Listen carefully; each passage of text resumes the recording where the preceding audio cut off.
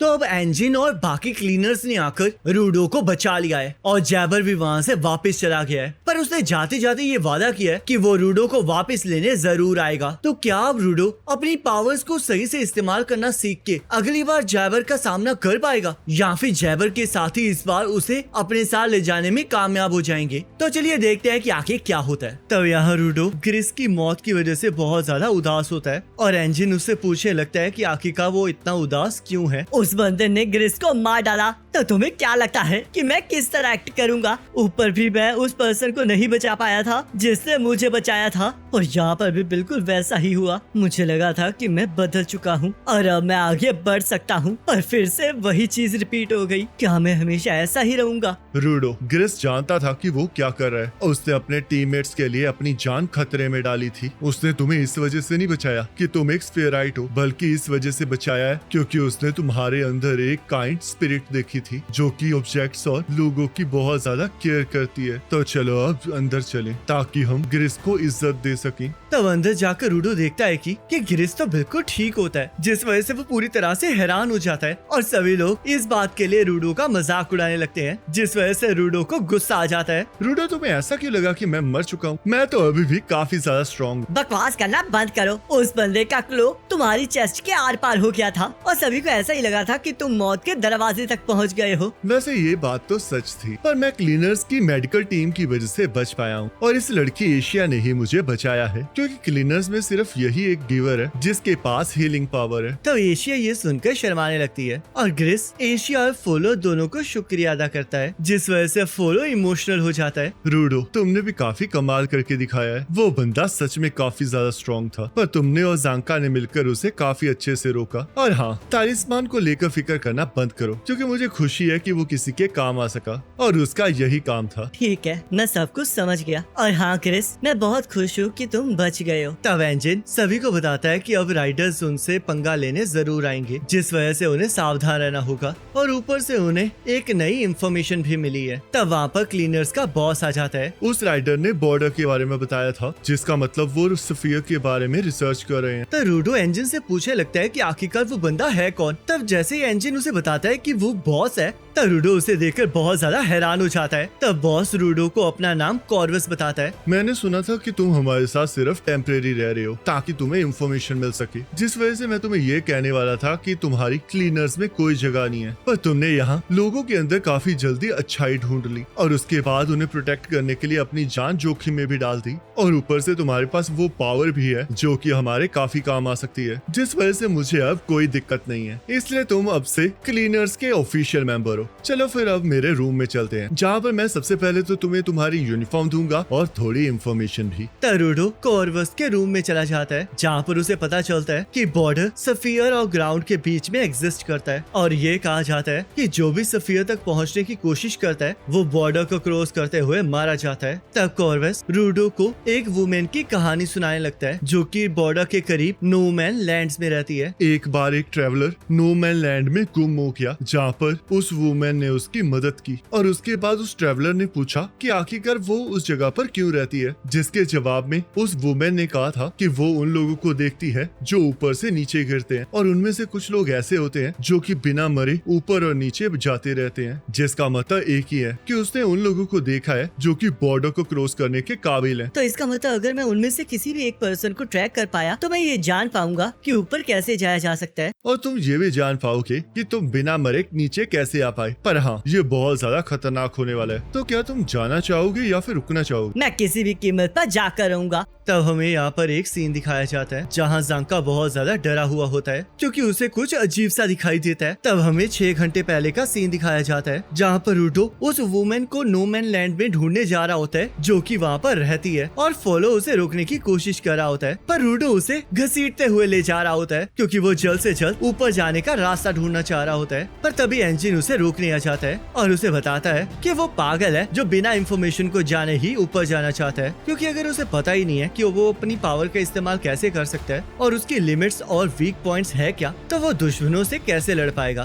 तो रूडो उसे पूछने लगता है कि क्या वो भी उसके साथ चलेगा, जिसके लिए एंजिन हामी भरता है, क्योंकि नो मैन लैंड में अकेले जाना सुसाइड करने के समान होता है। जिस वजह से रूडो ये सोचने लगता है कि अगर ऐसी बात है तो एंजिन वहाँ पर क्या कर रहा था जब वो रूडो से पहली बार मिला था। क्लीनर्स सिर्फ ट्रैश मॉन्स्टर्स को मारते ही नहीं है, बल्कि उन पर रिसर्च भी करते हैं, जिस वजह से हमें नो मैन लैंड में जाने से फायदा होगा और ऊपर से हमें राइडर्स का भी ध्यान रखना होगा। अगर हम राइडर्स की बात कर ही रहे हैं तो आखिरकार राइडर्स गिवर्स कैसे बने? सारे लोग दिल के अच्छे नहीं होते और सभी लोग ऑब्जेक्ट्स का अच्छे से ध्यान भी नहीं रख सकते। कुछ लोग चाहे दिल के अच्छे हों पर वो ऑब्जेक्ट्स को अच्छी तरह ट्रीट नहीं करते, और चाहे कुछ लोग दिल के बुरे हों पर वो ऑब्जेक्ट्स को काफी अच्छे से ट्रीट करते हैं। तो इसलिए गिवर बनना इस चीज पे डिपेंड नहीं करता है कि एक पर्सन कैसा है। जो लोग अपनी चीजों की देखभाल करते हैं वो लोग गिवर्स बन सकते हैं। और हाँ, कुछ लोग गिवर्स को पागल भी समझते हैं, क्योंकि एक चीज की इतनी ज्यादा केयर तो पागल ही कर सकता है। लगता है मैं इस मामले में गलत था, क्योंकि मुझे लगता था कि बुरे लोग अपनी चीजों की केयर नहीं करते, पर फिर भी चाहे जो मर्जी हो जाए मुझे उन लोगों से फिर भी नफरत है।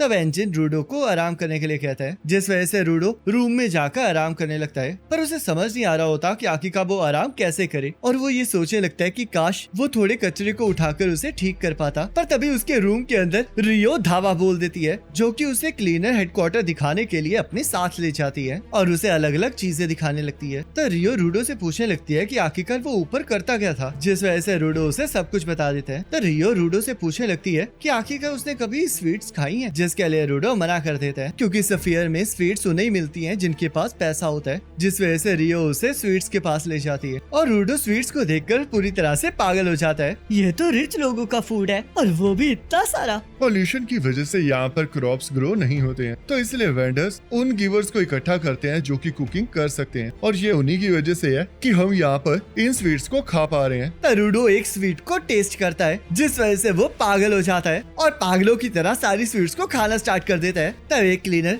रूडो के पास आ जाता है और उसे घूरने लगता है, जिस वजह से रूडो को लगता है कि वो उसकी स्वीट्स लेने आया है, और रूडो बहुत ज्यादा हिम्मत करके उसे एक लॉलीपॉप दे देता है, जिसके बाद वो क्लीनर और स्वीट्स मांगने लगता है और रूडो को इससे गुस्सा आ जाता है। आखिरकार ये बिगड़ा हुआ लड़का कौन है? देखो जरा बॉल भी कौन रहा है। तब थोड़ी देर बाद एंजिन और रियो वहाँ से चले जाते हैं और हमें पता चलता है कि रूडो ने स्वीट्स का सारा स्टॉक खा लिया होता है। तब जांका वहाँ से गुजर रहा होता है और वहाँ पर रूडो गुब्बारे की तरह फूलते हुए उसके सामने आ जाता है, जिसे देखकर जांका पूरी तरह से डर जाता है। तब थोड़ी देर बाद जांका रूडो को अपनी पावर को एक्टिवेट करने के लिए कह रहा होता है, पर रूडो फिर से अपनी पावर को एक्टिवेट नहीं कर पाता, जिस वजह से रियो स्वीट्स को लेकर रूडो का मजाक उड़ाने लगती है और रूडो को समझ नहीं आ रहा होता कि आखिरकार वो अपनी पावर को एक्टिवेट क्यों नहीं कर पा रहा। तुम्हें उन चीजों को फिक्स करना काफी अच्छा लगता है ना, जो लोग फेंक देते हैं, और अगर उसी के ऊपर तुम्हारी पावर बेस्ड है तो इसका मतलब तुम्हें गार्बेज चाहिए। मेरा मतलब कोई ऐसी टूटी हुई चीज जिसे तुम एक्टिवेट कर सको। जांका बहुत ज्यादा टूटी हुई चीजों को वहाँ पर ले आता है और हम देखते हैं रूडो जैसे ही एक चीज को पकड़ता है वैसे उसकी पावर एक्टिवेट हो जाती है और वो ऑब्जेक्ट वाइटल इंस्ट्रूमेंट में कन्वर्ट हो जाता है, जिस वजह से एंजिन जांका की तारीफ करने लगता है और जांका इससे बहुत खुश हो जाता है और वो अपनी खुशी को छुपाने की कोशिश कर रहा होता है। तो वो लोग देखने लगते हैं कि रूडो एक बारी में कितने वेपन्स को बना सकता है और हम देखते हैं रूडो 2 और ऑब्जेक्ट्स को ट्रांसफॉर्म कर लेता है, पर उसके बाद रूडो की नाक में से खून निकल जाता है। मुझे लगा ही था कि अगर ये अपनी पावर को बार बार यूज करेगा तो इसकी नाक में से खून निकल जाएगा। लगता है इसकी ग्लव्स की क्वालिटी बहुत ज्यादा है, जिस वजह से इसकी बॉडी उसकी पावर को संभाल नहीं पा रही है। अब आखिरकार ये क्वालिटी क्या चीज है? जितने टाइम तक एक ऑब्जेक्ट की केयर की जाती है वो उतना ज्यादा ताकतवर होता जाता है, और ऐसे ही हम क्वालिटी को इम्प्रूव करना कहते हैं। जितनी क्वालिटी ज्यादा होगी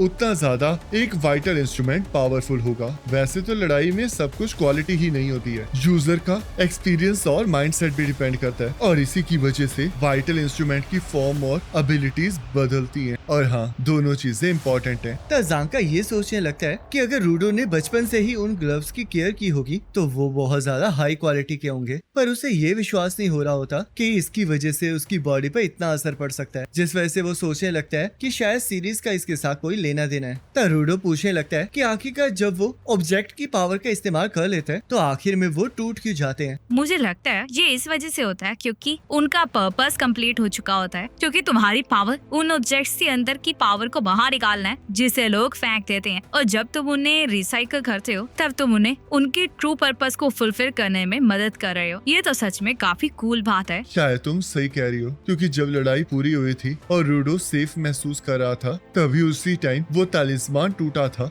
तब एंजन कहता है शायद ये रूडो की पावर का एक पार्ट है, क्योंकि रूडो अपनी पावर की मदद से टूटी हुई चीजों की पूरी वर्थ की पावर को बाहर निकालता है ताकि वो अपने पर्पस को पूरा कर सके और उसके बाद रेस्ट कर सके। तुमने ग्रेस के तालिस्मान को नहीं तोड़ा था, बल्कि तुमने उसके पर्पस को पूरा किया था। वैसे ये सब कुछ ठीक है, पर उस राइडर ने कहा था कि ये ग्लव किसी सीरीज से बिलोंग करता है। आखिरकार वो क्या चीज है? तब रूडो को कुछ समझ नहीं आ रहा होता, पर उसे लगता है कि शायद उसके ग्लव्स की जैसी और भी काफी चीजें इस दुनिया में प्रेजेंट हैं। तब रियो रूडो से उसके ग्लव्स का नाम पूछने लगती है, क्योंकि सभी ने अपने वाइटल इंस्ट्रूमेंट्स का अलग अलग नाम रखा होता है, पर रूडो ने अपने ग्लव्स का कोई नाम नहीं रखा होता, जिस वजह से एंजिन रूडो को अपने ग्लव्स का नाम रखने के लिए कहता है। तो यहाँ रेडर्स अपने बॉस के पास वापस पहुंच जाते हैं, जहाँ पर हमें पता चलता है कि जिस सीरीज की वो लोग बात कर रहे होते हैं उसे द वॉचमैन सीरीज कहा जाता है, और राइडर्स के बॉस के पास भी वॉचमैन सीरीज का कोट होता है। और गाइस इसी के साथ ये एपिसोड खत्म हो जाता है। अब नेक्स्ट एपिसोड का लिंक आपके स्क्रीन पर आ रहा होगा, उस पर क्लिक करके अगले एपिसोड को देख सकते हैं।